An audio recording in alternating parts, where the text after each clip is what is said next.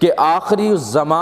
الزماں پیغمبر نبی علیہ الصلاۃ والسلام کی یہ جگہ دارالہجرت ہوگی، اور اس پیغمبر کا نام نامی اسم گرامی محمد اور احمد ہوگا۔ اور ہم یہ چاہتے ہیں کہ جس وقت پیغمبر علیہ الصلاۃ والسلام یہاں پر تشریف لے کر آئیں تو ہم ان کے استقبال کے لیے یہاں پر پہلے موجود ہوں۔ ہو سکتا ہے کہ وہ پیغمبر ہمارے زمانے کے اندر ہی تشریف لے کر آ جائیں۔ جب بادشاہ نے یہ بات سنی تو سب کو وہاں رہنے کی اجازت دے دی، کیونکہ بادشاہ جو تھا وہ بہت ہی رحم دل اور نیک انسان تھا۔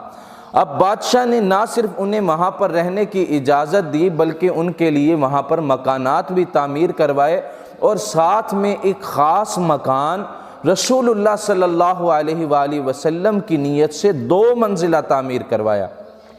اور ساتھ ہی ایک خط لکھا، اور خط کے اندر اس نے اپنے جذبات کا